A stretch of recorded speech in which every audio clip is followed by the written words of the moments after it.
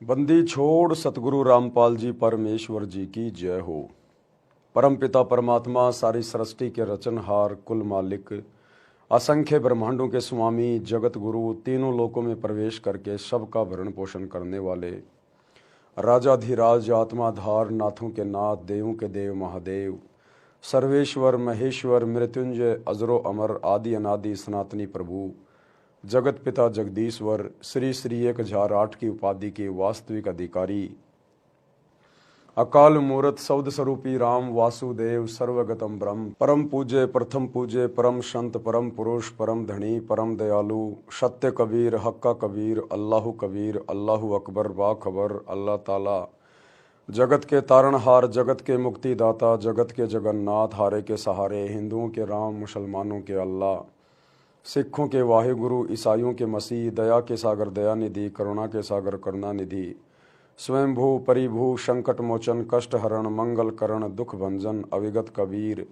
निर्विकार निर्विषम परमात्मा अलय अलेख सतगुरु आदि अनादि सतगुरु असली मर्यादा पुरुषोत्तम असली राम असली कृष्ण असली घनश्याम असली मुरारी राजाओं के राजा महाराजाओं के महाराजा शहनशाहों के शहनशाह सम्राटों के सम्राट भगवानों के भगवान अल्लाहों के अल्लाह प्रभुओं के प्रभु मसीहाओं के मसीह सच्चे वाहे गुरु बाबाओं के बाबा पीरों के पीर सेठों के सेठ जगत सेठ सावड़सा सेठ सर्वगुण संपन्न अनंत कोटि कलाओं के स्वामी अनंत कोटि ब्रह्मांडों के नायक योगियों में महायोगी ध्यानियों में महाध्यानी सिद्धों में परम सिद्ध ज्ञानियों में तत्व ज्ञानी ब्रह्म ज्ञानी महाज्ञानी परम ज्ञानी सर्वश्रेष्ठ ज्ञानी विज्ञानी युवा कबीर समरथ कबीर असंवाद अमित ओजा सच्चे रहनुमा करीम अल्लाह सुभान अल्लाह दुनिया के अंतिम पैगंबर 8 सितंबर 1951 से गांव धनाना जिला सोनीपत हरियाणा भारतवर्ष की पावन भूमि पे प्रकट रियल कल की भगवान श्री नारायण साकार हरि श्री बाबा साहिब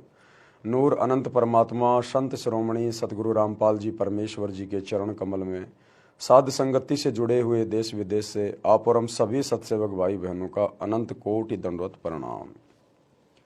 सत्साई भाई और बहनों, दया परम पिता परमेश्वर जी की सतगुरु रामपाल जी भगवान की जिनके शुभ आशीर्वाद से विशेष आशीर्वाद से आप और हम सभी सत्सेवक भाई बहन इस तत्व ज्ञान को आधार बनाकर भक्ति मार्ग पर मोक्ष मार्ग पर दृढ़ता के साथ निरंतर आगे की ओर बढ़ रहे हैं।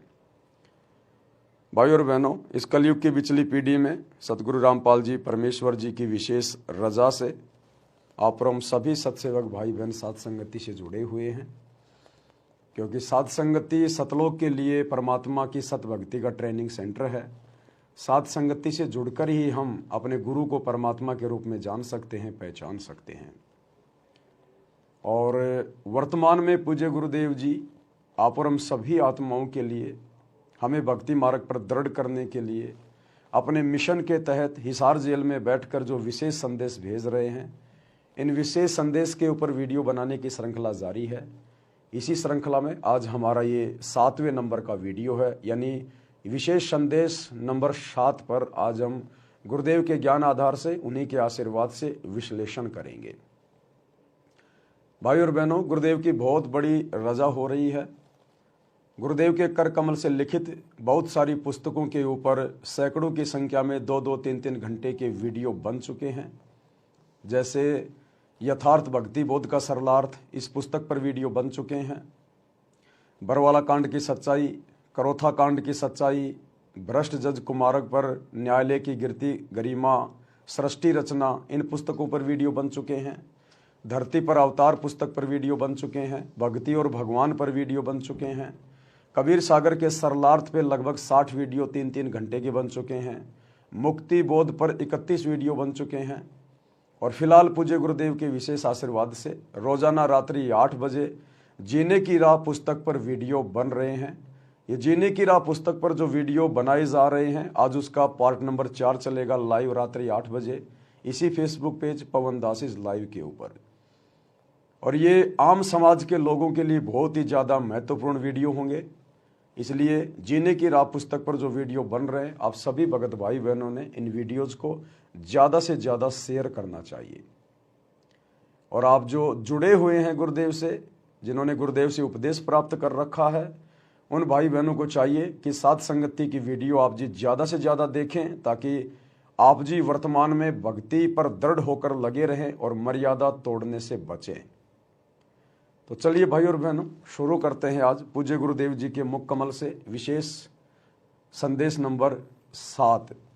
और बीच बीच में जैसे परमात्मा दास को प्रेरणा करेंगे, दास आप जियों को समझाता रहेगा।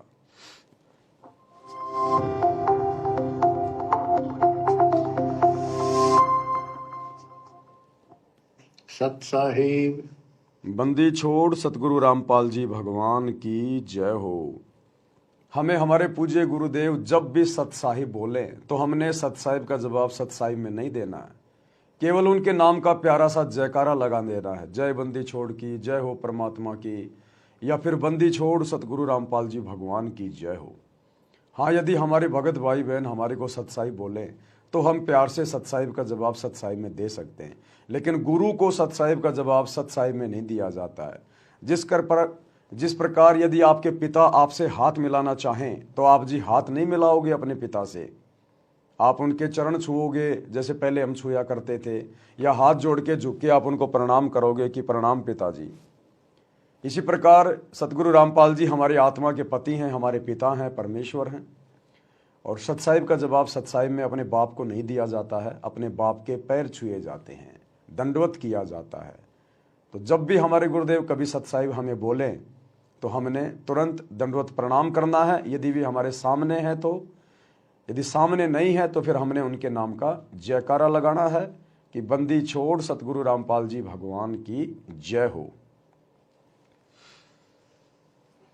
सतगुरुदेव की जय।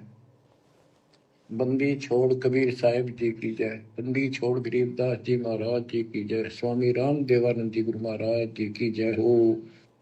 इसके बाद जब भी हमारे गुरुदेव जयकारे लगाते हैं, हमारे गुरुदेव बहुत सारे जयकारे लगाते हैं, क्योंकि परमात्मा पे कोई कर्म लागू नहीं होता इस काल के लोक में।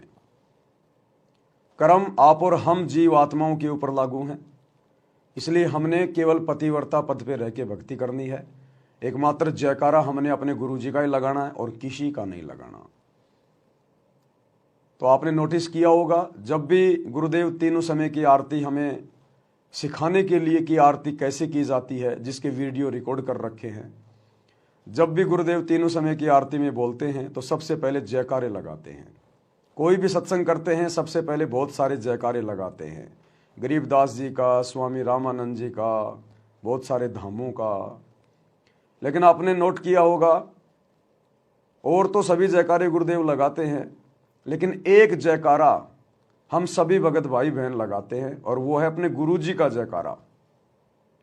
और जब हम गुरुजी का जयकारा लगाते हैं तो गुरुजी चुप हो जाते हैं, और जब गुरुजी जयकारे लगाते हैं तो हम भगत भाई बहन चुप रहते हैं।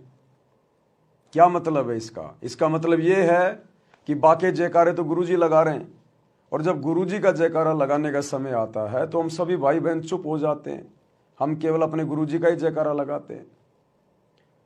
तो भक्तों ने केवल अपने गुरु का ही जयकारा लगाना होता है, इसलिए गुरुजी हमसे और कोई जयकारा नहीं लगवाते। बाकी सारे जयकारे गुरुदेव स्वयं लगाते हैं। गरीबदास जी की जय, स्वामी राम देवानंद जी की जय, फलाने धाम की जय, सर्व धर्मों की जय, सर्व भक्तों की जय, धर्मी पुरुषों की जय, श्री काशी धाम की जय। सारे जयकारे गुरुजी लगाते हैं। केवल एक जयकारा जब गुरुजी के नाम का जयकारा लगाने का समय आता है तो गुरुजी चुप हो जाते हैं।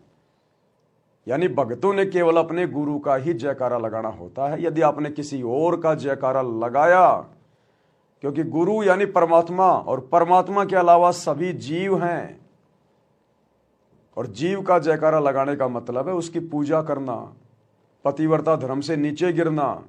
क्योंकि जयकारा लगाना, दंडवत प्रणाम करना, ये सब पूजा में आते हैं। पूजा में तो पूजा हमने केवल अपने गुरु की करनी है, किसी और की नहीं। तो जयकारा भी हम केवल अपने गुरु जी का लगाएं, बाकी और किसी का ना लगाएं। छोड़ सतगुरु रामपाल जी भगवान की जय हो। सर्व संतों की जय, सर्व भक्तों की जय, धर्मी पुरुषों की जय। श्री काशी धाम की जय, श्री सुडानी धाम की जय, श्री क्रोथा धाम की जय, श्री बरवाड़ा धाम की जय। सत साहिब। गरीब नमो नमो सत्य पुरुष को नमस्कार गुरु की नहीं। सुर नर मुनिजन साधु संतों सर्वसदीन। सतगुरु साहिब संत सब दंडवतम प्रणाम। आगे पीछे मध्य हुए किनको पूर्व। कबीर सतगुरु के उपदेश का सुनिया एक विचार। जय सतगुरु मिलते नहीं जाते नरक द्वार।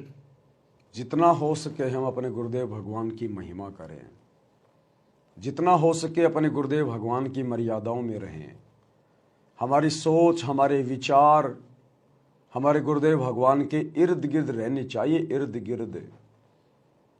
क्योंकि अब हमें पता चल गया है ये तत्व ज्ञान लेकर कि ये जो मनुष्य देह, स्त्री या पुरुष की हमें गुरुदेव ने दी है, ये केवल उनकी महिमा के लिए है, उनकी भक्ति के लिए है, उनको प्राप्त करने के लिए है। बाकी जितने भी कर्म हैं ये तो 84 लाख योनियों में सभी पशु पक्षी कर रहे हैं। ठीक है, जो आवश्यक जिम्मेदारियां दी है भगवान ने, एक पिता की भूमिका, एक बेटे की भूमिका, ये भूमिकाएं भी हमने निभानी है, ये जिम्मेदारियां भी हमने निभानी है। लेकिन सबसे प्रमुख जिम्मेदारी, सबसे बड़ी जिम्मेदारी अपने गुरुदेव भगवान की भक्ति मर्यादाओं में रह के करना, अपने गुरु को प्रसन्न करना। यानी भक्ति हमारी प्रथम प्राथमिकता होनी चाहिए इस मनुष्य शरीर को प्राप्त करके। यदि हम भक्ति अपने गुरु को प्राथमिकता पर लेकर करेंगे, प्रथम रख के करेंगे, मर्यादा में रह के करेंगे, तो बाकी जिम्मेदारियां भी परमात्मा आसान कर देगा, बहुत आसान कर देगा। जो बिना सतगुरु के बहुत मुश्किल हैं। इंसान सारा दिन बैल और गधे की तरह कमाता रहता, लेकिन उसकी जिम्मेदारियां पूरी नहीं हो पाती। लेकिन यदि हम सतगुरु को शीश पे रख के चलेंगे, मर्यादाओं में चलेंगे, उनको प्रसन्न रखेंगे, तो सतगुरु हमारे लिए बाकी जिम्मेदारियां निभाना भी बहुत आसान कर देंगे, बहुत आसान। हमें पता ही नहीं चलेगा। पहले जहां हम 12-12 घंटे काम किया करते थे, अब केवल 5-6 घंटे में आसानी से हमारे घर का खर्चा चलेगा। क्योंकि एक तो सतगुरु ने वैसे ही हमारी बुराइयां छुड़वा कर, नशा छुड़वा कर, ये फालतू के रीति रिवाज, परंपरा, त्योहार, ब्याह शादी छुड़वा कर हमारा 80% खर्चा और सिरदर्द तो वैसे दूर कर दिया। तो हमें ज़्यादा कमाने की जरूरत ही नहीं पड़ेगी, क्योंकि हम केवल इन्हीं चीज़ों के लिए तो कमाया करते थे। कभी महीने में 2 बार किसी की शादी आ गई, वहाँ कपड़े लेके जाने हैं, किसी का जन्मदिन आ गया, किसी का भात आ गया, किसी का छूचक आ गया, पता नहीं क्या क्या दुनिया भर के प्रोग्राम, कभी होली, कभी दिवाली, कभी मकर संक्रांति, कभी क्या आ गया। तो इन दुनिया भर के आडंबरों में हम अपना व्यर्थ का पैसा जो पसीना बहा बहा के कमाया करते थे वो बर्बाद करते रहते थे। अब गुरुदेव ने हमें तत्व ज्ञान देकर तमाम प्रकार की बुराइयों से, रीति रिवाजों से, परंपराओं से दूर कर दिया है। तो हमारी 80% टेंशन, सिरदर्द, खर्चा तो वैसे गुरु ने कम कर दिया। तो भला हम ज़्यादा कमाने की जरूरत क्या पड़ेगी। अब जो समय हमारा गुरुदेव ने बचाया है उस समय को हम परमात्मा की भक्ति में लगाएं। तीनों समय की आरती को हम विधि विधान से करें, समय निकाल के करें, पुस्तक को हाथ में लेके करें। हमने उस पुस्तक का पाठ करना होता है, वो पाठ करने के लिए दिए भगवान ने। इन मोबाइलों में तो आरती केवल गुरुदेव ने इसलिए डाली है ताकि हमें पता चले कि आरती हमने कैसे करनी है, कहाँ पर क्या बोलना है, इसलिए। और गुरुदेव ने खुद आरती की पुस्तक हाथ में लेकर और आरती करके हमें ये दिखाया कि जैसे मैं अपने मुंह बोले गुरु के सामने आरती कर रहा हूँ, इसी प्रकार तुमने भी इस पुस्तक को हाथ में लेकर मेरी तरह और इसी प्रकार से अपने मुख से आरती करनी है, तब इसका पाठ समझा जाएगा। और भक्ति बोध जो पुस्तक है तीनों समय की आरती वाली, उसमें सबसे ऊपर लिखा है मूल्य, और मूल्य की जगह लिखा है नित्य नियम पाठ। अगर हम इस पुस्तक को हाथ में लेके रोजाना तीनों समय की आरती का पाठ करते हैं तो समझो हम अपने गुरुदेव भगवान को इस पुस्तक की कीमत अदा कर रहे हैं, अन्यथा हम उनके साथ में धोखा कर रहे हैं। यदि हम चलते फिरते, खाते पीते, उठते बैठते, मोबाइल में जेब में डाल के आरतियां कर रहे हैं तो ये मोबाइल से आरती करना केवल विशेष परिस्थितियों के लिए है या फिर उन भगत भाई बहनों के लिए है जो अनपढ़ हैं, जो नेत्रहीन हैं, ज़्यादा बुजुर्ग हैं, ये उनके लिए है। बाकी आत्माओं के लिए परमात्मा ने हमें विधि बता दी और हमें पुस्तक दे दी है। तो जब तक हम विधि विधान से आरतियां नहीं करेंगे, और सुमरण की भी परमात्मा ने विधि बताई, ये खाते पीते उठते बैठते नहाते धोते, ये केवल शुरुआत के लिए हैं। जब हम भक्ति से जुड़ते हैं तो शुरुआत में हमने चलो कोई बात नहीं, इतना ज्ञान नहीं होता, हम गुरुजी की मर्यादाओं को इतना विशेष नहीं समझ पाते ज्ञान के कारण, तो जैसे भी चलते फिरते खाते नहाते धोते आते जाते मंत्र हम करते रहते हैं, वो भी करने हैं। लेकिन उसके बाद गुरुदेव ने सत्संग में बताया कि आपने विशेष तौर पर सुरती नृत्य मन और पवन के साथ ध्यान लगाकर आपने मंत्र करने पड़ेंगे। कुछ समय निकालिए, इस परमात्मा की भक्ति को प्रथम महत्व दीजिए। एकांत में बैठ के 10 मिनट 5 मिनट शांति से ध्यान लगाकर क्या मंत्र ले रहा हूं, क्या छोड़ रहा हूं, हम इस प्रकार से ध्यान से मंत्र करेंगे सुरती नृत्य से, तब ये मंत्र अपना विशेष काम करेंगे। जब तक जो सिरिंज है, सिरिंज इंजेक्शन, जब तक इंजेक्शन के माध्यम से दवा अंदर नहीं जाएगी तो रोगी स्वस्थ कैसे होगा? जब दवा अंदर जाएगी तभी तो रोग कटेगा। तो जब तक हम सुरती नृत्य से ध्यान से मंत्र जाप नहीं करेंगे, भक्ति को प्रथम महत्व नहीं देंगे, थोड़ा अपने आप को शांति में नहीं लेके आएंगे, तब तक भक्ति हमारे अंदर कैसे प्रवेश करेगी? और भक्ति प्रवेश नहीं करेगी तो हमारे अंदर परिवर्तन कैसे होगा, हम भगत कैसे बनेंगे? तो इन बातों का भी हमने ध्यान रखना है। तो इन समस्त बातों को ध्यान में रखने के लिए गुरुदेव कह रहे हैं कि सतगुरु के उपदेश का और लाया एक विचार, और जय सतगुरु मिलते नहीं हम जाते नरक द्वार। अगर हमें ऐसा सतगुरु ना मिलता, ऐसा अनमोल ज्ञान प्रदान ना करता, ऐसी अनमोल भक्ति ना देता, तो आज हमारी क्या हालत होती? बाकी दुनिया वाले देख लो, आए दिन अखबार में क्या आता है, छोटे से जमीन के टुकड़े पे झगड़ा हो गया, लड़ाई हो गई, सर फूट गया, परिवार के 2 व्यक्ति मर गए, गाड़ियां एक्सीडेंट हो रही है, लोग गाड़ियों में मर रहे हैं, कट रहे हैं, किसी की आंख फूट गई, किसी का हाथ कट गया, सारा दिन भाग दौड़, एक पैर भी इंसान का टिकता नहीं है, दुनिया भर की टेंशन सारा दिन दिमाग में लाद के चलता है, रात को नींद भी ढंग से नहीं ले पाता, सुबह उठते फिर वही प्रक्रिया। तो सतगुरु से उपदेश लेने के बाद हमें किस कदर आत्मिक शांति प्राप्त हुई है, हमें कितना आनंद महसूस हो रहा है, हमें वास्तव में जीने का आनंद सतगुरु की शरण में आने के बाद हुआ है। और जब ऐसे गंदे लोक में सतगुरु हमें भक्ति देकर इतना आनंद दे सकता है, तो सोचो फिर सतगुरु का शतलोक क्या होगा, जिसके बारे में सतगुरु दिन रात गुण गाते हैं, उसकी महिमा करते हैं और हमें वहां चलने के लिए प्रेरित करते रहते हैं कि बच्चों शतलोक चलो, वहां के सुख अखंड हैं। यहाँ पर ब्रह्मा विष्णु महेश को भी वो सुख नहीं है जो सतलोक में तुम्हारे चरणों में पड़े रहते हैं। 4 माया 4 दास, मालिक की वाणी है, 4 मुक्ति जहां चंपी करती माया होरी दासी, और दास गरीब अभय पद परसै वो मिले राम अविनाशी। तो हमने कुछ देर सतगुरु के सत्संगों पर सत्संग सुनने के बाद हमने थोड़ा विचार भी करना चाहिए, चिंतन मनन भी करना चाहिए, अपने जीवन में हो रहे परिवर्तन को भी देखकर गुरुदेव का धन्यवाद करना चाहिए कि परमात्मा हम पशुआजन जीव थे और आपने हमारे को इंसान बनाया, इंसान से देवता बनाया, और अब तो आपने देवताओं से भी ऊपर की कैटेगरी में लाके खड़ा कर दिया। क्योंकि देवता तो झूठ भी बोलते हैं, देवताओं में राग द्वेष ईर्ष्या मान बढ़ाई लड़ाई झगड़ा सब कुछ है, देवता राज्य प्राप्ति की इच्छा चाहते हैं, लेकिन आज आप और हमारी परमात्मा ने वो सारी इच्छाएं मेट दी। सतगुरु मिले तो इच्छा मेटे, पद मिल पद समाना। आज हम देवताओं से भी कई गुना उच्च कोटि की आत्माएं बन चुकी हैं। इस कदर परिवर्तन गुरुदेव ने हमारे अंदर कर दिया है। कीट न जाने भृंग को गुरु कर ले आप समान। तो कब गुरु ने हमें अपने जैसा बना लिया हमें पता भी नहीं चल रहा। लेकिन ये परिवर्तन उन्हीं आत्माओं में होता है जो आत्माएं अपने गुरु को अपना इष्ट मानकर, परमात्मा मानकर, संसार से पीठ फेर कर और संघर्ष करते हुए भक्ति मार्ग पर दृढ़ता के साथ आगे की ओर बढ़ते हैं। वही आत्माएं अपने अंदर परिवर्तन महसूस कर पाती हैं, अन्यथा ज़्यादातर संगत आपको देखने को मिलेगी जब आश्रमों में आएगी, सत्संगों में आएगी तो एक नंबर के भगत बने दिखाई देंगे, और जैसे ही आश्रम से बाहर निकलेंगे कोई कह भी नहीं सकता कि ये जगत वाले हैं या फिर ये भगत हैं। तो परमात्मा कहते हैं जो पतिव्रता स्त्री होती है वो घर में और बाहर एक समान रहनी चाहिए, क्योंकि उसका पति, उसका गुरु अंतर्यामी है, वो पल पल उसकी हर एक हरकत पे नजर रखता है। और यदि पति नाराज हो गया तो फिर औरत का फिर कहाँ सम्मान रह जाएगा, उसका तो जीना मुश्किल हो जाएगा।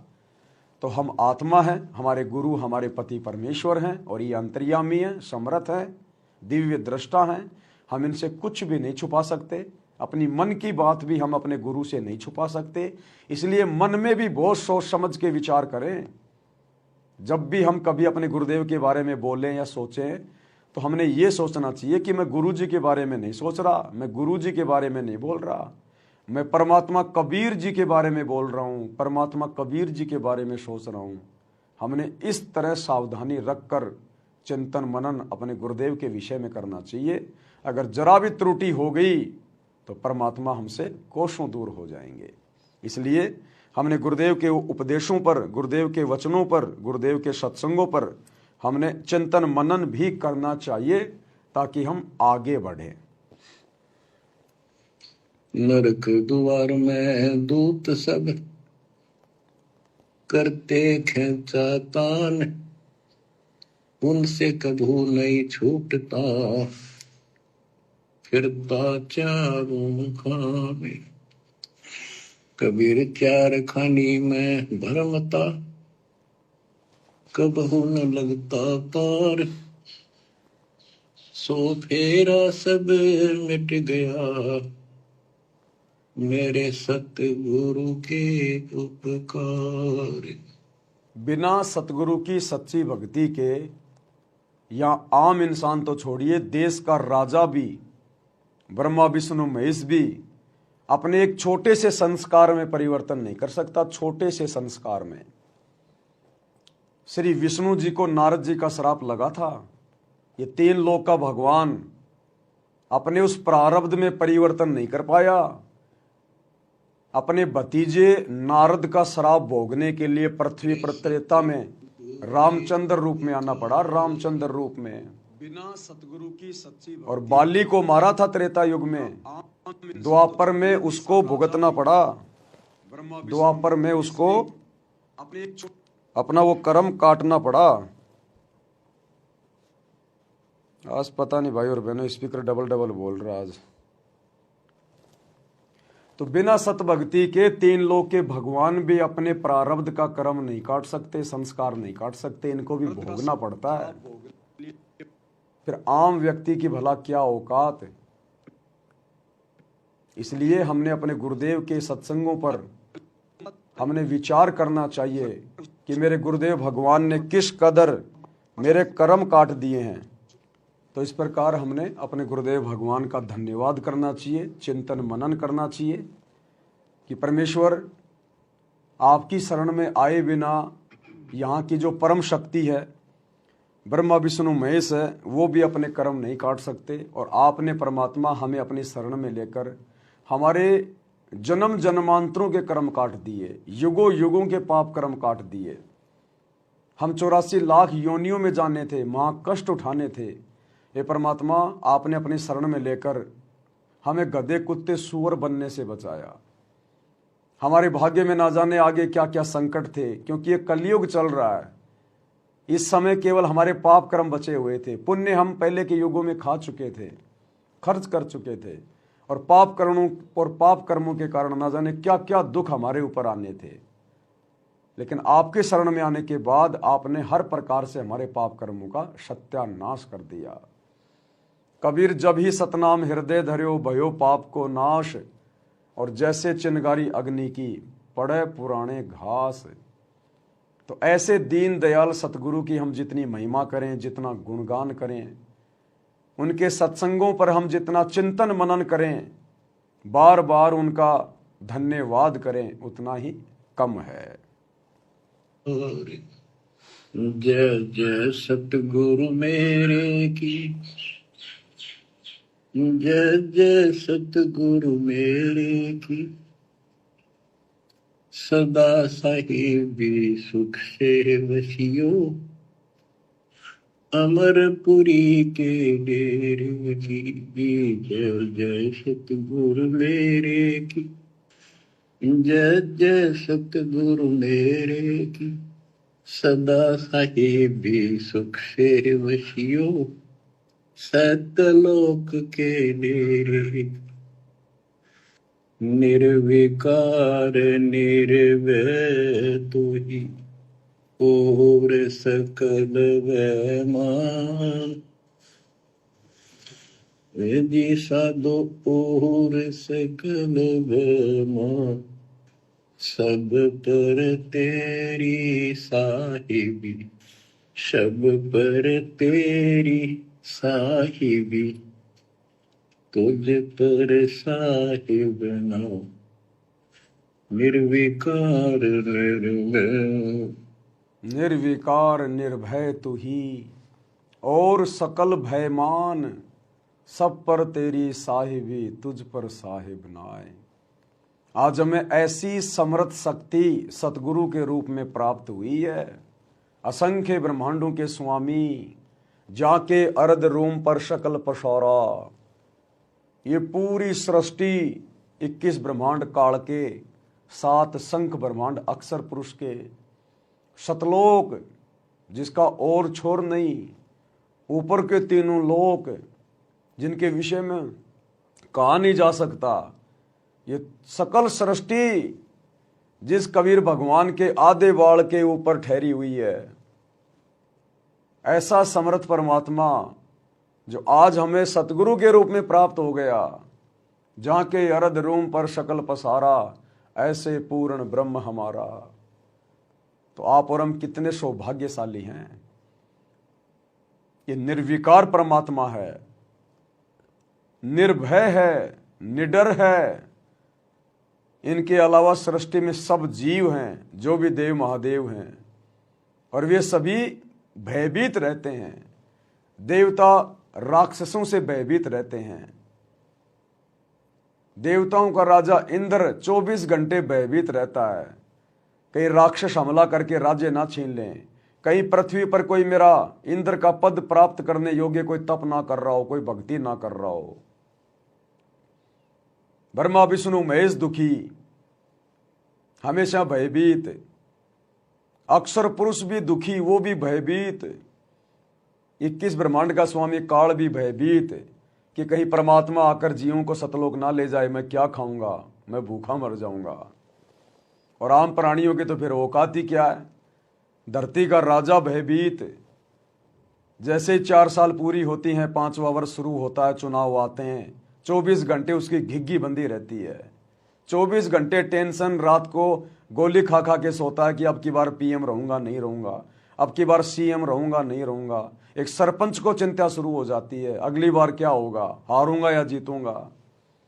आम आदमी तो 24 घंटे वैसे ही बेचारा भयभीत रहता है।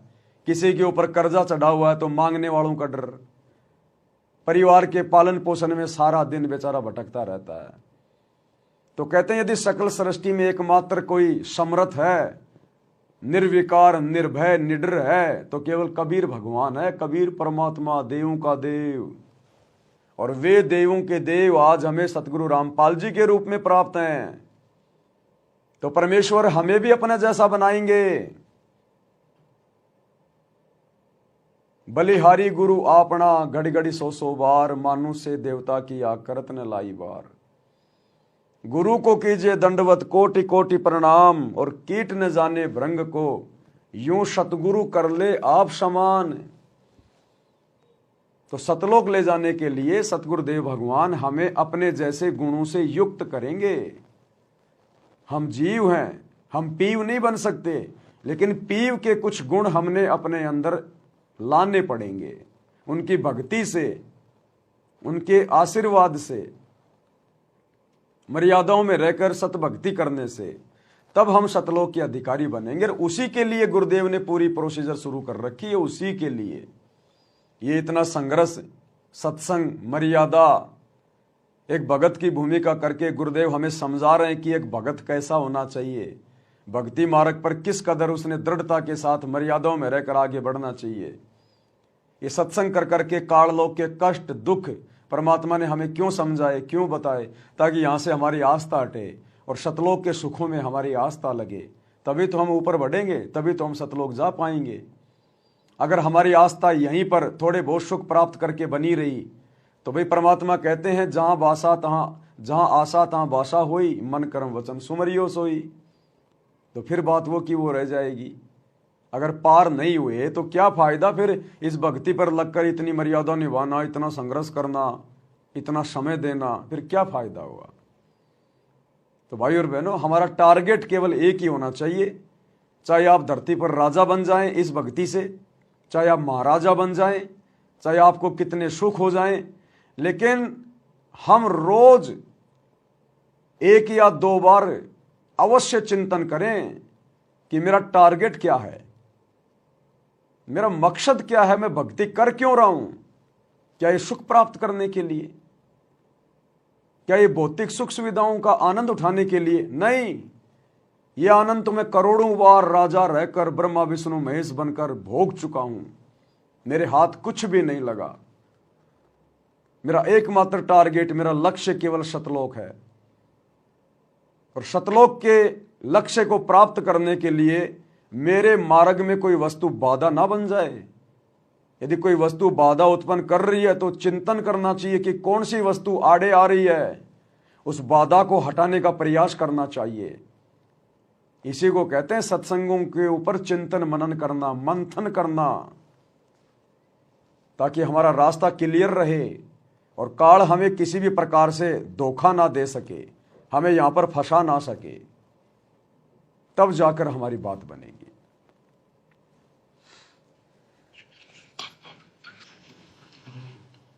परम पिता परमात्मा कबीर जी की असीम कृपा से बच्चों, आपका जन्म ऐसे शुभ समय में हुआ है अब के आपका असल जन्म का भी कष्ट कट जाएगा। ये लोक अच्छा नहीं है, यहाँ कोई भी चीज सुख वाली नहीं है।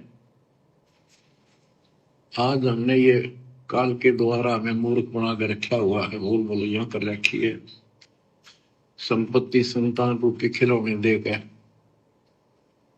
हमें रोक रखा है, एक वश लालच ला रखा है। 1 मिनट में कहता तो मर जाएगा, क्या खिलौने टूट जाएंगे, फिर टक्कर मार करवाएंगे। ये गंदा लोग है। हम अपनी गलती से यहाँ फंसे आकर के आपने सृष्टि रचना के अंदर पढ़ा और सुना है कि हम सतलोक में रहते थे, वहां कोई कष्ट नहीं था। जब इंसान को कोई कष्ट नहीं होता फिर इसको बकवाद भाती है ये आत्मा। जब इंसान को कोई कष्ट नहीं होता है तब उसको बकवाद भाती है, बकवाद। तो ये बहुत ही विचारणीय पॉइंट है। जब इंसान को सुख होता है, कोई दुख नहीं होता है, तो फिर उसको बकवाद भाती है, मन बकवाद करेगा। तो भाई और बहनों, हम जो भक्ति कर रहे हैं सतगुरु की, ये भक्ति तो सुख देगी देगी। गुरुदेव कहते हैं यदि आपने आम का पौधा बीजा है तो वो बड़ा होकर आम देगा ही देगा। तो इस भक्ति से आप और हमें सुख होंगे। परमात्मा कहते हैं 2, 4, 5 वर्ष, कम से कम 5 साल आप इस भक्ति को दीजिए, जल्दी ना कीजिए। धीरे धीरे रे मनवा धीरे सब कुछ होए, माली सींचे 100 घड़ा समय आए फल होए। गुरुदेव कहते हैं बच्चों, आप जल्दबाजी ना करना। तुम्हारे पास पाप कर्मों का ढेर लगा हुआ है, इस बात का तुम्हें नहीं पता, सतगुरु को पता होता है कि जुगन जुगन के पाप सब और जुगन जुगन के मैल, जानत हो जगदीश तुम हम जोर किए बदफैल। ये परमात्मा युगों युगों से हम पाप कर्म करते हुए आ रहे हैं, बदफैल यानी कुकर्म करते हुए आ रहे हैं। राजा महाराजा बनकर, शिकारी बनकर, पारदी बनकर, कसाई बनकर, 2 नंबर के काम करके, चोरी करके, डकैती करके, जारी करके। हम युगों युगों से यही पाप कर्म करते हुए आ रहे हैं और हमारे संचित पाप कर्मों का ढेर लगा हुआ पहाड़। तो सतगुरु को इस बात का पता है। जब मरीज हॉस्पिटल में जाता है तो डॉक्टर को पता होता है कि ये कितना बीमार है और कैसे इसका इलाज करना है। मरीज ने फिर जल्दबाजी नहीं करनी चाहिए यदि डॉक्टर की शरण में चला गया तो सतगुरु को पता है कि हम कितने पाप कर्मों से ग्रस्त हैं। हमारे पाप कर्मों का ढेर है, ढेर। तो धीरे धीरे परमात्मा इसको काटेगा और यहां भी हमें धीरे धीरे परमात्मा सुख देगा हमारी भक्ति से ही। पाप कर्म भी हमारी भक्ति से कटेंगे, सुख भी परमात्मा हमें हमारी भक्ति से देगा। लेकिन शुरुआत में हम भक्ति पर लगें, टिक सकें, इसलिए शुरू में गुरुदेव अपनी तरफ से, अपने आशीर्वाद से, अपने कोटे से हमें थोड़ी बहुत राहत देता है ताकि हमें विश्वास हो कि हाँ ये भक्ति सही है, मेरा ये काम बन गया। तो भक्ति पर लगते ही शुरुआत में जो हमारे काम बनने शुरू हो जाते हैं, कोई स्वस्थ हो जाता है, किसी का कारोबार ठीक ठाक चल पड़ता है, तो वो उसकी भक्ति के कारण नहीं चल रहा। वो सतगुरु ने अपनी तरफ से ऐड दी है, अपनी तरफ से राहत दी, आशीर्वाद दिया है ताकि इसको विश्वास हो इस भक्ति पर और ये भक्ति शुरू करे। फिर आगे चलकर धीरे धीरे फिर हमने समझदार बनकर, फिर हमने मर्यादा में रहकर भक्ति करनी पड़ती है। जिस प्रकार गवर्नमेंट किसी के कारोबार के लिए शुरुआत में सब्सिडी देती है, उसको मदद दे देती है, लेकिन बाद में उसने खुद ही अपना धंधा करना होता है, हमेशा गवर्नमेंट सब्सिडी नहीं देगी। तो गुरुदेव भक्ति की शुरुआत में हमारे को सब्सिडी देते हैं, आशीर्वाद देते हैं विशेष, ताकि हम भक्ति पर टिकें। तो जैसे जैसे हमारे को 4-5 साल इस भक्ति पर होंगी, फिर हमारे घर में, हमारे काम धंधे में, हमारे शरीर में बरकत होनी शुरू हो जाएगी और हमें सुख होंगे। और फिर परमात्मा का नियम है कि जैसे जीव सुखी होगा, काल अपना दाव खेलेगा। फिर ये इंसान बकवाद करना शुरू कर देता है, नए नए कारोबार खोलना शुरू कर देता है। पहले बीमार था, परेशान था, भगवान के आगे हाथ जोड़ता रहता था, कहीं बकवाद नहीं करता था। स्वस्थ होने के बाद फिर ये रिश्तेदारियों में घूमने लग जाएगा, ब्याह शादी में घूमने लग जाएगा, यार दोस्तों के साथ में घूमने लग जाएगा। तो फिर ये मन बकवाद की ओर लेके जाएगा। तो परमात्मा हमें समझा रहे हैं कि जब ये जीव सुखी होता है तो ये बकवाद की ओर चलता है, ये नियम है। तो हमने इस बात का भी ध्यान रखना है भक्ति करते करते, भले हम कितने सुख प्राप्त करें, भले हम कितने सुखी हो जाएं, लेकिन गुरुदेव के इन वचनों को नहीं भूलना चाहिए। और हमने अपनी औकात में रह के, अपनी हद में रह के, अपने पुराने दिनों को याद करके कि सतगुरु के मिलने से पहले मेरा क्या जीवन था, जानवर की तरह था मैं, कोई मांगने पे भी उधार पैसे नहीं देता था। फिर तू आज किन के जाके बीच में बैठ रहा है? जो लोग उस समय तेरी शक्ल नहीं देखना पसंद करते थे, 1 रुपया तुझे कोई उधार नहीं देता था, आज स्वस्थ होने के बाद, सुखी होने के बाद तू उन्हीं दुनिया वालों में जाके बैठ रहा है, भगवान के महत्व को धीरे धीरे भुला रहा है। फिर ये काल का दाव लगना शुरू हो जाता है। इसीलिए तो परमात्मा कहते हैं, दुनिया से ती दोस्ती पड़े भजन में भंग, भाई एका एकी राम से या साधु के संग। भले हमारा कोई कितना ही प्यारा मित्र क्यों ना हो, भले हमारा कोई कितना ही प्यारा रिश्तेदार क्यों ना हो, परमात्मा कहते हैं यदि आपको काम है तो जाइए, फालतू में बैठकर बकवाद ना कीजिए। गांव में कोई ताश खेल रहा है, 4 आदमी बैठ के आपस में निंदा चुगली कर रहे हैं, भगत ने उनके बीच में जाके नहीं बैठना चाहिए। वहां परमात्मा दुखी होता है, नाराज होता है। इसलिए हमने इन बातों का ध्यान रखना है और गुरुदेव के प्रत्येक वचन को आधार बनाकर भक्ति करनी है। ये सारी बातें परमात्मा हमें सत्संगों में समझा चुके हैं, जिनको हमने सीरियस लेके नहीं सुना। अब परमात्मा साथ संगति के माध्यम से एक बार रिवीजन करवा रहे हैं कि हमने किस प्रकार से अपनी भक्ति को सफल करना है। कबीरा दुनिया से ती दोस्ती, ओए भजन में भंगे, एका एकी राम से है कैसा धोखे संगे। बिना सत्संगी के पास बैठन में भी आपको पाप लगेगा, आपका भजन भंग हो सकता है। बिना सत्संगी के पास बैठने से भी आपका भजन भंग होगा, क्योंकि जिसको सत्संग प्राप्त नहीं, जिसको गुरु प्राप्त नहीं, वो तो बकवाद करेगा, इधर उधर की बातें उठा के बताएगा। अरे आज उसके साथ ये हो गया, अरे उसने तो सत्यानाश कर दिया, अरे वो ऐसा गंदा आदमी है, और भाई क्या हालचाल है, पता नहीं दुनिया भर की बातें शुरू कर देगा। तो वो हमें विचलित कर सकता है यदि आपको ज्ञान नहीं है तो। और जिसको ज्ञान नहीं होगा वही तो जगत वालों में जाके बैठेगा। अन्यथा जो समझदार होगा, जिसको ज्ञान होगा, गुरु वचन का पता होगा, सत्संग सुने होंगे, वो जगत वालों के बीच में क्यों बैठेगा फालतू में। भगत को तो समय नहीं होता। तो मालिक कहते हैं बिना सत्संगी के पास बैठने से भी पाप लगेगा, पाप। तो भैया हम तो अपने पाप कर्म कटवाने के लिए भक्ति कर रहे हैं, पाप जमा करने के लिए थोड़ी कर रहे हैं। अभी आपने 2 दिन पहले देखा गोहाना जाट महासभा, सोनीपत की गोहाना जाट महासभा, जिसकी धर्मशाला का 5वां फ्लोर सतगुरु रामपाल जी के दोनों बेटों ने भगत समाज के ज्योति पाठ और दान के पैसों से 1 करोड़ रुपए से बनवाया। समाज के साथ यारी निभा रहे हैं। और कल उसका उद्घाटन था, वीडियो दास ने रात को बनाया था, आप लोगों के पास पहुंच गया होगा। किस प्रकार गुरुदेव के दोनों लड़के और सैकड़ों की संख्या में बड़े बड़े भगत उस जाट धर्मशाला का उद्घाटन कर रहे हैं। उद्घाटन, अरे गुरुजी ने तो हमें अपने घर का भी उद्घाटन करने के लिए मना किया है, ना करना ना किसी से करवाना। अगर आप नई दुकान खोली है, नया मकान बनाया है, उसमें प्रवेश करो तो परमात्मा का मंगलाचरण कर दो, मालिक की ज्योत लगा दो, बस।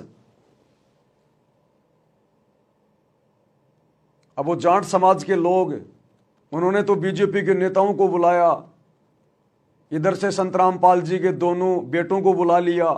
अब बेटे अकेले थोड़ी जाएंगे, सैकड़ों भक्तों को साथ में ले लिया। और वहां पर गुरुजी के दोनों लड़के जगत वालों से अपने गले में फूलों की माला डलवा रहे हैं, अपना स्वागत करवा रहे हैं, खुद भी दूसरों के गलों में फूलों की माला डाल रहे हैं और कह रहे हैं हम 30 साल से भक्ति कर रहे हैं, 30 साल से। जबकि गुरुजी ने सतनाम के नियम नंबर 4 में स्पष्ट मना कर रखा है कि भगत ने अपने गले में ना तो माला डलवानी है, ना किसी के गले में माला डालनी है। माला डालने का मतलब है पूजा, और भगत कभी अपनी पूजा नहीं करवा सकता। लेकिन भाई और बहनों, ये लोग बिल्कुल काल की गोद में बैठे हैं, काल की गोद में। इन्हें सतगुरु से, सतगुरु की मर्यादाओं से कोई लेना देना नहीं है। ये काल के द्वारा भेजे गए जीव हैं पृथ्वी पर। तो गुरु का वचन कभी झूठ नहीं हो सकता। साध वचन पलटे नहीं, पलट जाए ब्रह्मांड। कि जब तुम्हें सुख होंगे तो फिर तुम बकवाद की ओर चलोगे। आज गुरुजी के परिवार को सुख है। इस काल के लोक में सुख कौन मानता है? जिसके पास पैसा हो, धन हो। तो संगत ने खूब ज्योति पाठ और दान दे दे के आज इनको धनी बना दिया। इनको कुपात्रों के हाथों में दान दे के इनको सुखी बना दिया। अब ये कुपात्र अपने भी कर्म फोड़ रहे हैं और दान देने वाली संगत के भी कर्म फुड़वा रहे हैं। तो गुरु का वचन झूठ नहीं हो सकता, मिथ्या नहीं हो सकता भाई और बहनों। ये बहुत भयंकर षड्यंत्र है काल का। यदि हमने सतलोक चलना है तो हमने काल से मुंह फेरना पड़ेगा, काल की दुनिया से पीठ फेरनी पड़ेगी। भाई हम समर्थ के शरण में आ गए, अब हमें अपना सतगुरु किस चीज के भरोसे रहने देगा जो हम दुनिया की तरफ मुंह देख के चलें? हमें सतगुरु किस चीज के भरोसे रखेगा यदि हम भक्ति कर रहे हैं तो, जो हमें दुनिया से उम्मीद लगा के रखनी पड़ेगी? हमें अपने सतगुरु के अलावा किसी की आवश्यकता ही नहीं होनी चाहिए यहां पर। लेकिन फिर भी जानबूझकर गुरु का परिवार जगत में घुस रहा है। जगत में और एक समय परमात्मा ने बताया कि अपने से ठाड्डे के अंदर नहीं घुसना चाहिए, अपने से बड़े के अंदर कभी नहीं घुसना चाहिए। और इस काल लोक की दुनिया के हिसाब से हम भगत सबसे नीचे हैं, सबसे नीचे। यहां का एक सरपंच भी हमारे से ठाड्डा है, हमारे से ऊपर है सांसारिक दृष्टि में। इसलिए तो गुरुजी कहते हैं दुनिया से ती दोस्ती पड़े भजन में भंग। तो गुरुदेव ने बताया एक समय एक ऊंट मर गया और उसको जानवरों ने खा खा के अंदर से थोता कर दिया। ऊपर से बरसात हो गई तो एक गिद्धड़ था, गिद्धड़, वो ऊंट को खाता खाता अंदर से उसको खोखला कर लिया और उसके अंदर जाके खाने लग गया। अब बरसात हो गई, बरसात होने से ऊंट का पेट फूल गया और वो मुंह जो था वो बंद हो गया और वो गिद्धड़ अंदर ही रह गया। अब गिद्धड़ मार रहा टक्कर, अब वो द्वार खुल नहीं रहा। टट्टी पेशाब एक हो गई उसकी। बड़ी मुश्किल से घंटे 2 घंटे बाद मशक्कत करके वो बाहर निकला और निकलते ही गुरुदेव ने बताया उसने पीछे मुड़ के भी नहीं देखा, सीधा अपने कबीले में गया। और उसके यार दोस्त बोले रे कहाँ था, सारा दिन हो गया दिखाई नहीं दिया, कहाँ चला गया था?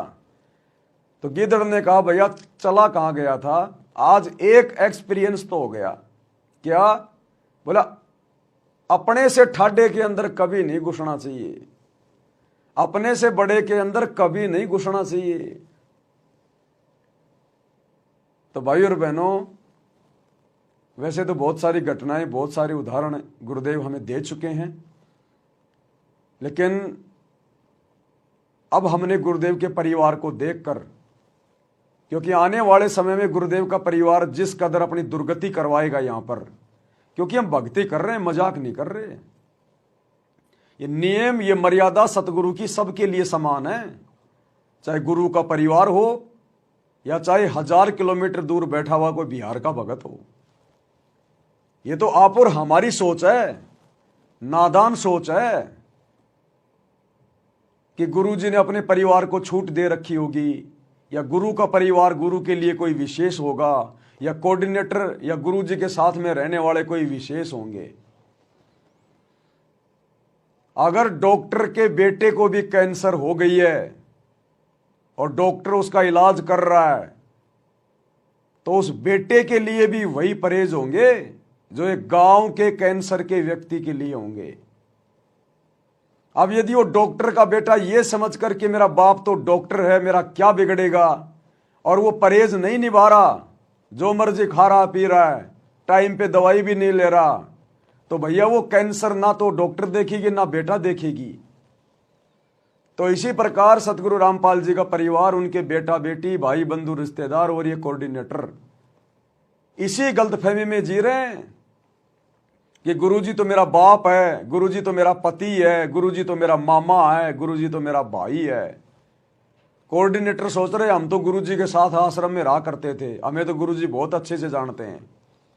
अरे गुरुजी तुम्हें बहुत अच्छे से जानते हैं, लेकिन ये गुरुजी के नियम और मर्यादाएं किसी को नहीं जानती। अरे तुम गुरुजी के बेटा बेटी हो सकते हो, लेकिन मर्यादाओं के बेटा बेटी नहीं हो। जिस प्रकार आप चाहे प्रधानमंत्री के कितने ही अजीज हैं, कितने ही उसके निकट हैं, लेकिन जो देश का संविधान है, वो संविधान तो उसी प्रकार से न्याय करेगा जैसे आम व्यक्ति के साथ में होता है। वो धाराएं, वो नियम, वो संविधान आम व्यक्ति पर भी उतना ही लागू होता है और प्रधानमंत्री के परिवार पर और उसके दोस्त पर भी उसी कदर लागू होता है। तो वर्तमान में गुरुजी का परिवार इस गलत फहमी में जी रहा है, और अभी इनका कुछ विशेष जो बिगड़ नहीं रहा ना, वो बिगड़ इसलिए नहीं रहा क्योंकि एक तो इनके पास में भक्ति धन थोड़ा ज्यादा है, अभी इनकी बैटरी चार्ज है, और जिस दिन ये बैटरी डिस्चार्ज हो जाएगी, क्योंकि मर्यादा वर्तमान में है नहीं, नाम सबके खंडित हैं, दिन ब दिन उल्टे काम कर रहे हैं, तो भगवान से पंगा लेने वालों की बैटरी भी बहुत जल्दी डिस्चार्ज होती है। यदि गुरु के पास में रहने वालों की बैटरी जल्दी चार्ज होती है तो गुरु की मर्यादाएं तोड़ने से फिर उनकी बैटरी भी बहुत जल्दी डिस्चार्ज होती है। तो युग परिवर्तन बहुत निकट है।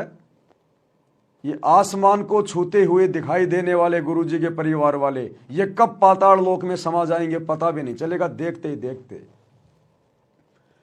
तब पता चलेगा संगत को और इनको कि हमने मर्यादाओं के साथ में खिलवाड़ करके कितना बड़ा जुल्म किया था।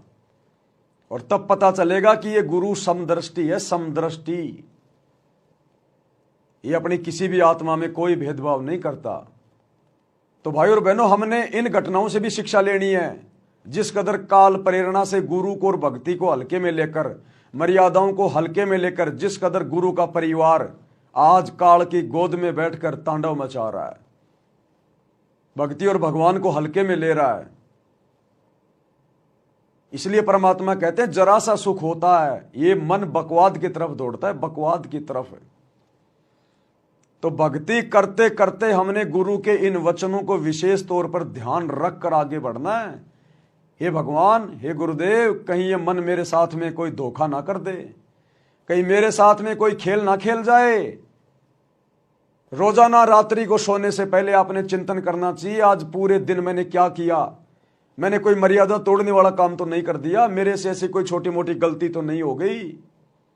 एक बार हमने रात्रि को सोते सोते या सोने से पहले या बिस्तर पर लेटे लेटे 5 मिनट हमने अपने पूरे दिन की जो क्रिया है उसके ऊपर हमने चिंतन करना चाहिए कि आज मेरे से कोई स्वतंत्र कर्म तो नहीं हो गया, मेरे से कहीं कोई मर्यादा में उक चूक तो नहीं हो गई।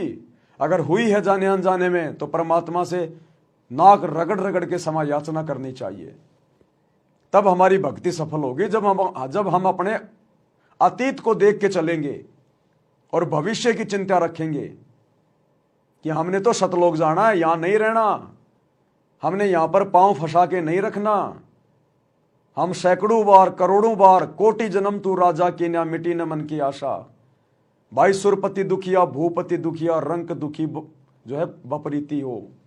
ये सारे उदाहरण गुरुदेव ने दे रखे हैं कि यहां देवताओं के राजा भी सुखी नहीं है, खुद ये तीनों देवता भी सुखी नहीं है। तुम कैसे सुखी हो सकते हो? इसलिए भूलो मत भक्ति, मर्यादाओं को हल्के में मत लो, क्योंकि गुरु बार बार आपको दबाव दे के नहीं समझाएगा। गुरु 24 घंटे आपके पीछे नहीं लगा रहेगा। गुरु जी ने सार्वजनिक तौर पर ज्ञान दे दिया, अब उन सत्संगों को आधार बनाकर हमने आगे बढ़ना होगा। फिर तो इस प्रकार से भाई और बहनों, सतगुरु का एक एक वचन परम सत्य है कि जरा सा सुख हुआ नहीं और ये काल इस जीव को तुरंत दबोच लेगा, तुरंत। इसलिए परमात्मा कहते हैं जगत वालों के साथ में जो अनुपदेशी हैं, चाहे वो रिश्तेदार हों चाहे यार दोस्त हों, यारी दोस्ती तो भक्ति में हमने रखनी नहीं है।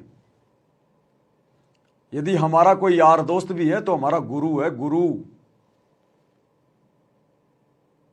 अनुपदेशी व्यक्ति चाहे कोई भी हो, कितना ही प्यारा क्यों ना हो, यदि विशेष काम है तो उसके संपर्क में आइए, अपना काम कीजिए, तुरंत लौट के आइए। वो आपको बहकाने का प्रयास करेगा, अरे भाई बैठ जा, बहुत दिनों में आया, अरे बच्चों चाय बनाओ रे, तुम्हारे चाचा जी आए। बोला भाई साहब माफी चाहता हूं, समय नहीं है, फिर कभी देखेंगे। निकल लो उसके बोलते बोलते। एक बार अगर बैठ गए तो वो तुम्हें देने वाला कुछ नहीं है। तुम्हारे मेमोरी कार्ड में उल्टी सीधी बातें भरेगा, इधर उधर की बातें, तुमसे झूठी हाँ भरवाएगा। अरे यार वो नहीं है क्या वो फलाना फलाना, अरे बड़ा निकम्मा आदमी यार वो, उसने उसके साथ ये कर दिया। आपसे झूठी हाँ भरवाएगा, आप बैठे बैठे करोगे हाँ हाँ हाँ हाँ हाँ हाँ।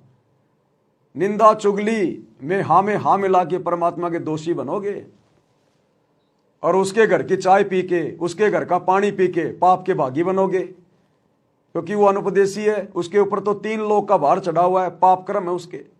हम उसके घर का पानी पिएंगे तो भी हम उसके कर्म बंटवा रहे हैं, उसके घर का खाना खा लिया तो भी हम उसके पाप कर्म खा रहे हैं। इसलिए मालिक कहते हैं दुनिया से ती दोस्ती पड़े भजन में भंग, एकाएकी राम से या साधु के संग। एकाएकी राम से यानी अपने गुरुजी से लगे रहो। एकाएकी राम से मोबाइल में सत्संग चला दिए, सुन लिए, अपना काम कर रहा है, नहीं तो अपना लेट रहा है। एकाएक ही राम से अपनी आरती कर ले, सुमरन कर ले, सत्संग सुन ले, कोई शब्द गा ले, या साधु के संग, या अपने किसी भगत भाई बहन के पास चला जा अगर फ्री है तो, अगर कोई आस पास में है तो, या किसी भगत भाई बहन से मोबाइल पे अपनी बातें हो गई, परमात्मा की चर्चा हो गई, तो कहते हैं भगत ने इस कदर अपने भक्ति जीवन को जीना है, सफल करना है। इसलिए परमात्मा कह रहे हैं इस वाणी में, कबीरा दुनिया से ती दोस्ती, ओए भजन में भंगे, एका एकी राम से कै साधु के संगे। बिना सत्संगी के पास बैठने में भी आपको पाप लगेगा, आपका भजन भंग हो सकता है। तो इसलिए बताया, या तो अपने सत्संगी द्वारा जा बैठे, या फिर अपना नाम पर ला गया रहे। अगर आप किसी दूसरे के पास बैठोगे हुक्का पाड़ पे, तो जानते ने कहा लो पी लो न मेरे यार, तो ने कहेगा ना मन तो छोड़ दिया, क्यों क्या हो गया भाई, नाम ले लिया, ओ तुरे की सोचू खा कर बिल्ली ने कहा आज करन चाली, हो गई ना वो गलती। वो जगत वाले तो जबरदस्ती करेंगे। गुरुजी के दोनों लड़कों ने तो मना भी नहीं किया। जब जगत वाले उसके गले में माला डालने लगे तो गुरुजी के लड़कों ने तो मना भी नहीं किया। अगर मान लो वो मना भी करते कि नहीं नहीं भाई अब माला नहीं डलवाएंगे, क्यों, अरे हमारे गुरुजी के नियम है भाई, माला डलवाना पूजा में आता है और हम ठहरे जीव। अरे यार क्या फर्क पड़ा है, देखियो नेताजी ने माला डलवा रखी, मैंने डलवा रखी, ये सोचू ये खा के बिल्ली कहें हज करण चाली, ले ले ले जबरदस्ती डाल देंगे। लेकिन यहां तो गुरुदेव के दोनों बेटों ने मना भी नहीं किया, हंसते हंसते अपनी गर्दन नीचे कर रहे हैं कि डाल दो काल की फांसी मेरे गले में, डालो काल की फांसी, और दोनों ने डलवा ली। इसलिए गुरुजी मना करते हैं साध कि दुनिया से ती दोस्ती, पड़े भजन में भंग। अब पड़ गया ना भजन में भंग। खैर इनकी तो पहले से ही सैकड़ों मर्यादा टूटी हुई है, ये तो जब से भक्ति से लगे हैं तभी से इनकी मर्यादा नहीं है, अब क्या नई मर्यादा टूटेगी। लेकिन गुरुजी के सत्संग के अनुसार ये उदाहरण है, गुरुजी का वचन गलत नहीं हो सकता। इन्होंने दुनिया से दोस्ती निभाई, जबरदस्ती जाकर वो जाटों की धर्मशाला बनवाई अपने जाट भाइयों की। इनमें जातिवाद इतना अंदर तक समाया हुआ है। क्या मतलब था उन अनपदेशियों की धर्मशाला बनवाने का, संगत का पैसा और बर्बाद कर रहे हो तुम वहां पर। ये जबरदस्ती की यारी दोस्ती निभाई, यारी दोस्ती निभाई तो देखो कैसे फिर काल कर्म फोड़ता है। सबसे पहले तो कर्म फोड़ दिए, करोड़ों रुपया जाट धर्मशाला बनवाने में लगा दिए, भक्तों का ज्योति पाठ और दान का। खुद के तो फोड़े से फोड़े, बेचारी संगत के भी फोड़ दिए, क्योंकि पैसा तो संगत का, ज्योति पाठ का। उसके बाद उसके उद्घाटन पे गए, गले में माला डलवा के अपना सम्मान करवाया, अपनी पूजा करवाई, वो गुरुजी की मर्यादा तोड़ दी। भाई और बहनों, ऐसे परमात्मा हमें सावधान करते हैं, और उदाहरण आप जी देख ही रहे हो साथ साथ में। यानी 36 ताने मारेगा और फिर नो कहेगा भाई काल न तो दरवट्टी भी छुटवाओगे तेरी, यो नारायण सत्संग देखा। तो आपके मन में विक्षेप हो सकता है, 1 दिन में, 2 दिन में, 3 दिन में तो जरूर अपना रंग वो चढ़ा कर मानेगा। तो इस करके उड़ा बैठे नहीं उस दौरे, अपना सत्साहिब कर उठ कर चलता बना।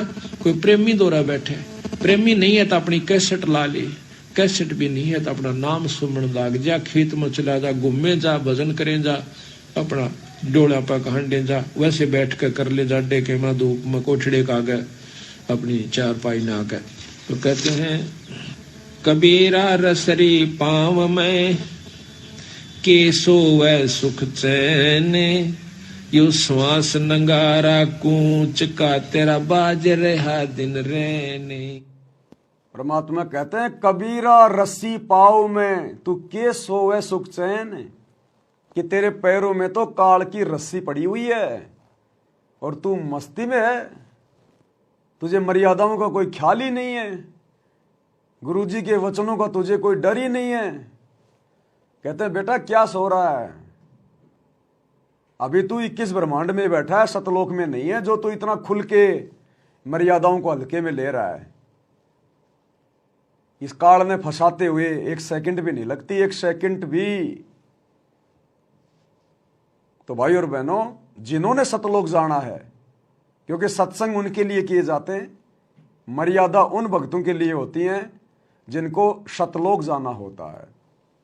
तो जिन भगत भाई बहनों ने सतलोक जाना है, वास्तव में अगर प्रधानमंत्री भी आपके घर पे आके आपको दंडवत प्रणाम करे और कहे कि भाई मैंने बीड़ी पीनी है, माचिस नहीं मिल रही है, एक माचिस दे दे, बोलो भैया खाना तैयार है, नहीं तो करवा देंगे, भोजन भंडारा करना तो कर ले, और माचिस के लिए भाई साहब दोबारा हमारे पैरों में मत पड़ना।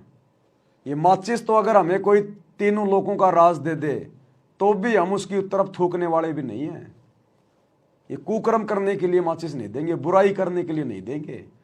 तने खाना बनाना है, तने सर्दियों में हाथ सेकने हैं तो माचिस ले जा, 2 ले जा, लेकिन बीड़ी सिगरेट पीने के लिए माचिस नहीं देंगे, उल्टे काम करने के लिए कोई चीज नहीं देंगे।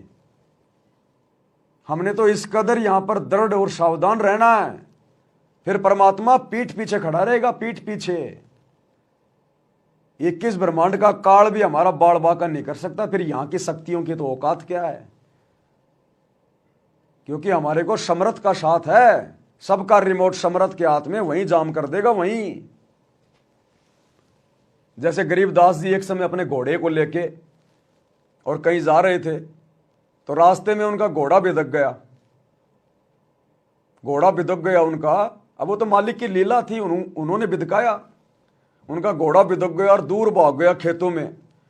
अब खेतों में लोगों की फसल खड़ी थी, घोड़े ने वो फसल अपने पैरों से बर्बाद कर दी। गांव वाले ले लेके लठ आ गए और गरीबदास जी को मारने के लिए लकड़ी ऐसे लगाने लगे।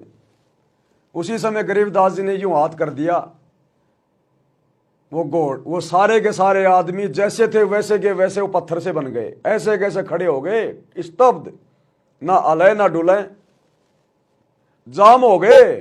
किसी ने यूं कर रखा था मारने के लिए तो यूं ही हो गया बस वो। और बातें सारी सुन रहे थे, बातें सारी सुन रहे थे, देख रहे थे, लेकिन शरीर जाम हो गया। थोड़े दिन बाद में गरीबदास जी ने उनको ढीला किया, बोला भाई मुझे क्यों मार रहे थे, मैंने क्या बिगाड़ दिया तुम्हारा? बोले महाराज जी, बाद में तो पता चल गया कि ये तो कोई शक्ति है। बोले महाराज जी आपका घोड़ा हमारी फसल नष्ट कर रहा था। अरे तो जानवर फसल नष्ट कर रहा था, ये इंसान थोड़ी है, जानवर है, गलती हो भी जाती है, इसका मतलब तुम इतनी बड़ी सजा दोगे, किसी को जान से मारोगे? बोले जी गलती हो गई। बोला मुझे ये बताओ, इस खेत में इस फसल से पहले तुमने कौन सी फसल जो है वो बीज रखी थी? बोला जी हमने, बोला इसमें तमाकू बीज रखी थी, तमाकू। तो गरीबदास ने कहा नालायक को, ये मेरा घोड़ा जानवर, इसको भी इसमें बदबू आई जो तुमने ये इसमें तमाकू बो रखी थी पहले, उसके बाद में साफ सफाई करके तुमने दूसरी फसल बीज रखी है, उस पहले वाली तंबाकू की फसल के कारण मेरे घोड़े को भी बदबू आई और उस बदबू से बिदक कर ये दूर भाग गया, और तुम तंबाकू पी रहे हो, तुम तंबाकू पी रहे हो। उसके बाद उन लोगों ने माफी मांगी।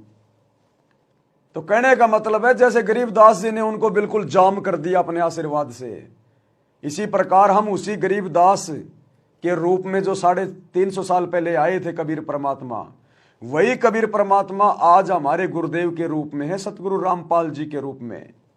ये परम शक्ति है, एक क्षण में पूरी सृष्टि को जाम कर दे, जिनके एक वचन से सूर्य चांद सितारे ब्रह्मांड लोक ये सब चल रहे हैं, एक वचन से, जिन्होंने एक वचन से पूरी सृष्टि रच डाली, वो एक वचन से इसको जाम करना तो छोड़ो, इसको नष्ट कर दे, पता भी नहीं चला, चुटकी भर राख बना दे, पूरी सृष्टि की चुटकी भर राख। आज हम ऐसे समर्थ की शरण में हैं। फिर भाई मर्यादा निभाते निभाते, गुरु को परमात्मा मानकर भक्ति करते करते, फिर हमने डर किस बात का? अगर हम सच्चाई के लिए संघर्ष कर रहे हैं तो हमारा बाप हमारे साथ में है पल पल। साईं की तरह जो बच्चा गऊ की नजर में, यूं साईं को संत, भक्तों के पीछे फिरे भगत वत्सल भगवंत। जैतू चाले एक कदम में चालूं कदम 60, और जैतू हो जा काठ का मैं हो जाऊं लोहे की लाठ।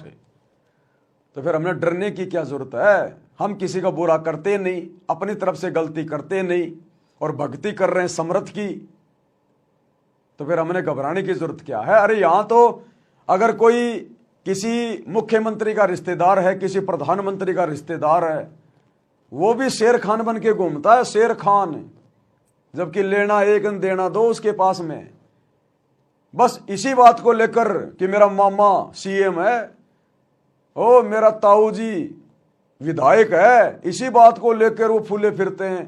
पुलिस वालों से भी पंगे लेने से नहीं डरते वो। अब बताओ ये यहां के सीएम पीएम उस परम शक्ति के आगे क्या है? कुंभकर्ण के आगे चींटी, कुंभकर्ण के आगे जैसे चींटी है ना, ऐसे समर्थ परमात्मा सतगुरु रामपाल जी भगवान के आगे यहां के सीएम पीएम है, ब्रह्मा विष्णु महेश हैं। और आज हम उस समर्थ शक्ति की डायरेक्ट शरण में, तो भला फिर हमने डरने और घबराने की जरूरत क्या है? डरता और घबराता हुआ जो गलत करता है, जो गुरु की मर्यादा तोड़ता है, फिर गुरु साथ नहीं देगा भाई। चाहे तो कितना ही प्यारा है, फिर गुरु तेरा साथ नहीं देगा, फिर तो चोट खानी पड़ेगी जो गलती कर दी वो। तो इस प्रकार भाई और बहनों, आप सभी भाई बहनों ने अपने गुरुदेव की मर्यादाओं को, उनकी भक्ति को प्रथम महत्व देकर आगे बढ़ना है। हम सतलोक में रहते थे, वहां कोई कष्ट नहीं था। जब इंसान को कोई कष्ट नहीं होता, फिर इसको बकवाद भाती है, ये आत्मा अब ऐसी गिर गई। और जिसको कोई कष्ट है, जैसे शरीर में है या परिवार में है या कोई धन संपत्ति का अभाव है, तो इसका किसी चीज में रुचि नहीं रहती, दुखी रहता है, ना बकवाद भाती। लेकिन परमात्मा सुख सागर है, इसकी शरण में आने के बाद फिर दुख नहीं रहता। और थोड़ा बहुत कष्ट ये स्वयं रखता है कि इसकी अकल ठिकाने रही रहे। थोड़ा बहुत कष्ट गुरुदेव कह रहे हैं ये परमात्मा खुद भी रखता है। इसलिए जो भगत भाई बहन नाम उपदेश लेने के बाद भी अगर किसी कारण से किसी कष्ट में हैं, कोई परेशानी है, कोई बाधा है, तो उन भगत भाई बहनों ने मन में शंका उत्पन्न नहीं करनी चाहिए, शुक्र मनाना चाहिए कि मैं आध्यात्मिक डॉक्टर की शरण में हूं, और डॉक्टर को पता है कि मेरा रोग क्या है, कब कटेगा, कैसे कटेगा। तो ऑपरेशन जारी है, इलाज जारी है, हमने डॉक्टर की रजा में राजी रहना चाहिए। यदि किसी का कष्ट इतना जल्दी हल्का नहीं हो रहा है, तो इसमें भी गुरु जी की विशेष दया, विशेष रजा है। यदि आप मर्यादा में हैं, आपने विशेष कोई ऐसी मर्यादा नहीं तोड़ी है, देखो मर्यादा तोड़ेंगे तो कष्ट ऑटोमेटिक आएंगे, वो तो हमारी अपनी गलती के आएंगे। और यदि मर्यादाओं में रहते रहते भी यदि आपके ऊपर कष्ट है, भक्ति करते करते भी, तो फिर ज्ञान को आधार बना के उस कष्ट को हल्का किया जाएगा कि मेरे गुरु जी को पता है कि ये मेरा कष्ट उन्होंने कब काटना है। वो अंतर्यामी है, उसको मेरे भविष्य का पता है, वो तो मुझे आज ही सुखी कर दे, आज ही। लेकिन उसको पता है कि यदि आज ही इसको सुखी कर दिया, ये 4 दिन बाद ही बकवाद करने लग जाएगा, ये भक्ति से दूर होके बैठ जाएगा, ये भक्ति को हल्के में लेने लग जाएगा। क्योंकि मालिक कहते हैं ज्ञान संपूर्ण हुआ नहीं, हृदय नहीं छिदाए, और देखा देखी भक्ति का रंग नहीं ठहराए। अरे 650 साल पहले परमात्मा तुरंत लाभ दिया करते थे, और हम लोग बकवाद करने लग जाते थे, बकवाद करने। एक बार गुरुदेव ने बताया कि काशी में एक कोडी आया, किसी के कहने से सुनकर कि वहां जाते दुख दूर होते हैं। वो कोडी जिसके पूरे शरीर पे फुंसियां, मक्खियां भिनभिनारी, मवाद आ रही, बदबू मार रहा, वो मालिक की शरण में आ गया। बोला परमात्मा बहुत दुखी हूं, बहुत परेशान हूं। बोले भाई भक्ति कर, भक्ति से दुख कटेंगे भाई। बोला जी भक्ति तो नहीं होती, ये दुख भक्ति करने नहीं देता। तो परमात्मा ने कहा कि और कितने हैं तेरे जैसे? बोला जी काशी में तो बहुत हैं। कितने? बोला जी 360 हैं, क्योंकि उसने सब गिन रखे थे।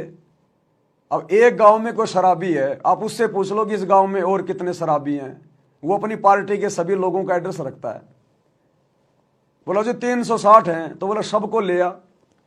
अब वो तो गया और सबको इकट्ठा करके आ गया दूसरे दिन।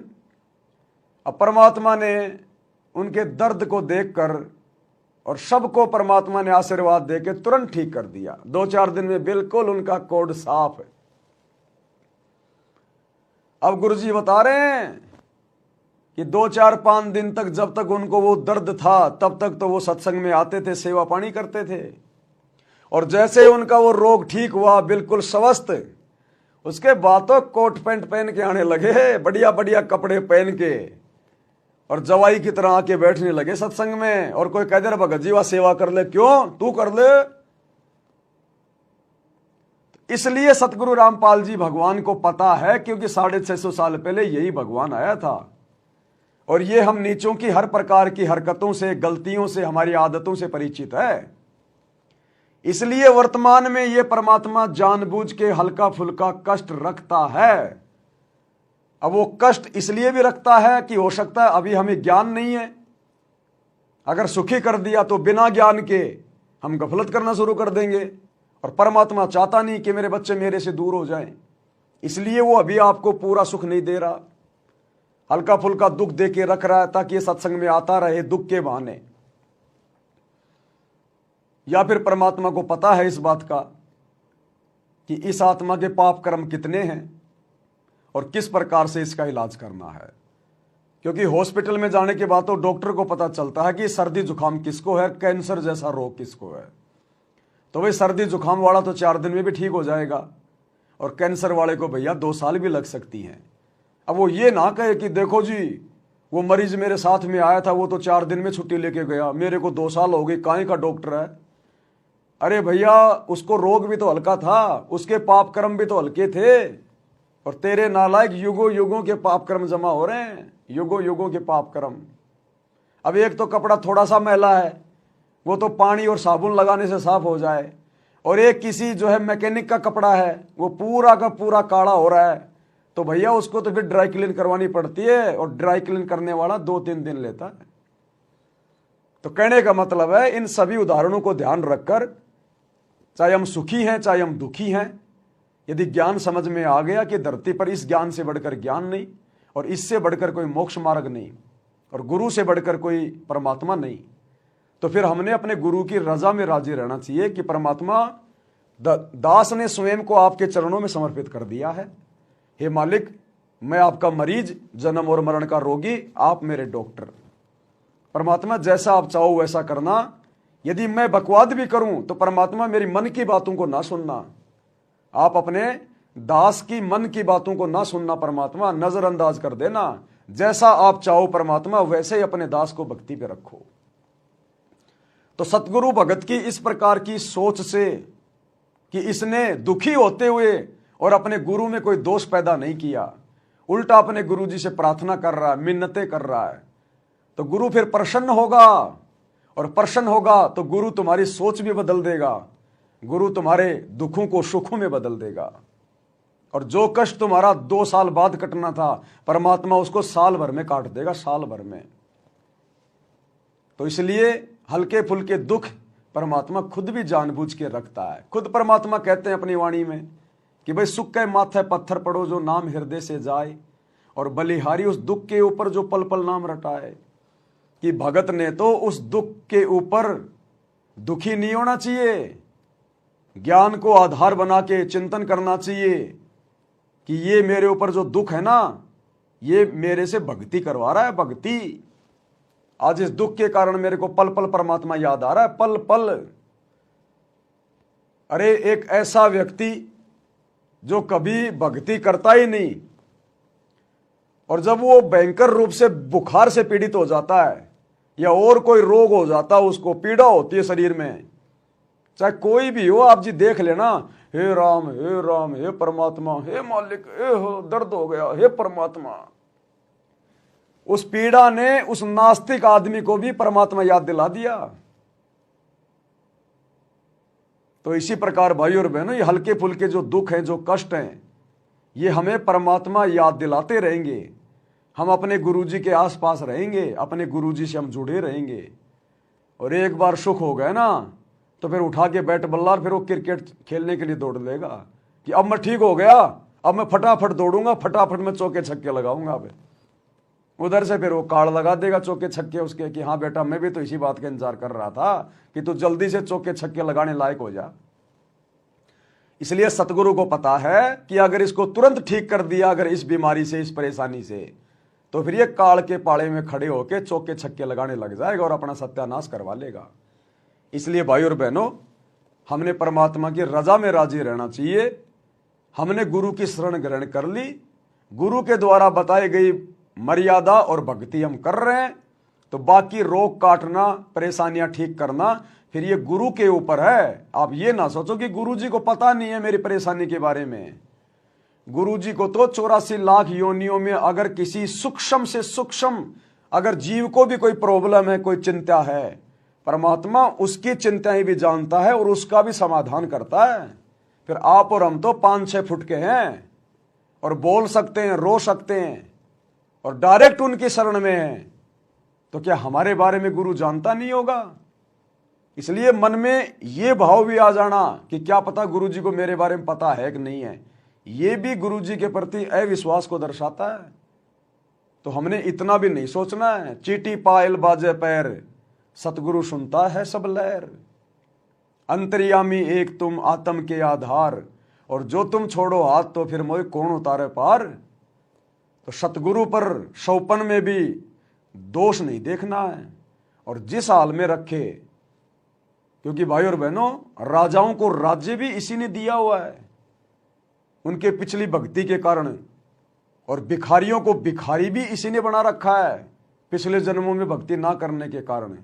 क्योंकि हर कर्म का फल यही सतगुरु देता है, हमें देते हुए दिखाई देते हैं ब्रह्मा विष्णु महेश, ये धर्मराज देवी देवता, लेकिन असल में देने वाला यही है, क्योंकि ये भक्ति की जड़ है, जड़, और जड़ से ही पेड़ बनता है, टहनियां बनती हैं, फिर उनके फल लगते हैं। तो देने वाला यही है। फैक्ट्री में महीने के दिन सैलरी देता हुआ तो मैनेजर दिखाई देता है, ठेकेदार दिखाई देता है, लेकिन उस मैनेजर को और ठेकेदार को वो हजारों लोगों की तनख्वाह दी किसने? फैक्ट्री के मालिक ने। तो इसी प्रकार आज हम डायरेक्ट उस मालिक की शरण में हैं और हम पल पल उसकी नजर में हैं। वो शौपन में भी हमारे से दूर नहीं होता। अरे हम तो वैसे ही उसको भूल जाते हैं सांसारिकता में, काम धंधे में। रात को सो जाते हैं तो हमें क्या याद रहता है? कुछ याद नहीं रहता। हम रात को सो जाते हैं, हमें कुछ पता है? हम तो मरे हुए के समान हैं। लेकिन जब हम सो जाते हैं तब भी हमारा गुरु हमारा ध्यान रखता है। अरे नींद में हम करवटें लेते हैं, हमें तो पता ही नहीं, हम तो सोए पड़े। वो करवटें कौन ले रहा है? वो करवटें हमें कौन दिला रहा है नींद में? कभी हम इधर हो जाते हैं, कभी उधर हो जाते हैं। तो नींद में वो करवटें भी हमें हमारा बाप, हमारा सतगुरु दिला रहा है कि मेरे बच्चे का हाथ ना दब जाए, मेरे बच्चे का हाथ ना दब जाए, इसको कोई पीड़ा ना हो जाए। वो नींद में करवटें भी हमें हमारा बाप सतगुरु दिला रहा है, हमारा इतना ध्यान रखता है। हम भूल जाते हैं लेकिन वो नहीं भूलता हमारे को। इसलिए भाई और बहनों, हमने अपने गुरुजी पर शौपन में भी संदेह नहीं करना। दुनिया चाहे कुछ भी बोले, चाहे काल भी आके और गुरुजी के गांव के व्यक्ति का रूप बना के और हमें चाहे कुछ भी पाठ पढ़ाए कि तू किसके चक्कर में फंस गया, ये तेरा बाबा रामपाल तो मेरे साथ में स्कूल में पढ़ता था, मैं अच्छे से जानता हूं। अरे हम दोनों इंटरवल में बीड़ी के सुट्टे मारा करते, इब यो बाबा बन गया। तो कहीं आप ये सोच लो कि यार ये तो गुरुजी के गांव का है, गुरुजी के साथ पढ़ा करता था, ये झूठ क्यों बोलेगा? तो 30 साल से तेरा गुरु जो बोल रहा है वो तो झूठ हो गई, और 2 मिनट में एक ऐरे गहरे आदमी ने कुछ भी बोल दिया वो तेरे लिए सही हो गई। तो क्या खाक ज्ञान समझा फिर हमने गुरु का? काल ऐसे तो तोड़ेगा, ऐसे तो उल्टी सीधी चाल चलेगा, ऐसे तो छल कपट करता वो हमारी मर्यादाओं को भंग करवाने के लिए, और गुरु में दोष आ गया तो फिर सारी भक्ति का सत्यानाश हो गया। क्योंकि मनसा पाप हो गया ना। मनसा पाप तो बहुत भयंकर पाप है। यानी मन में यदि आपने किसी के प्रति गलत सोच लिया, उसको कहते हैं मनसा पाप है। तो भाई और बहनों, हमारा गुरु क्या है, क्या होना चाहिए हमारे लिए, ये हमने विशेष तौर पर चिंतन मनन करते समय भी ध्यान रखना चाहिए कि हम परमात्मा के बारे में बोलने जा रहे हैं, हम परमात्मा के बारे में सोचने जा रहे हैं, और किस कदर पाक और शुद्ध होकर सोचा जाता है, उस हिसाब से हमने व्यवहार करना अपने गुरु जी के साथ में।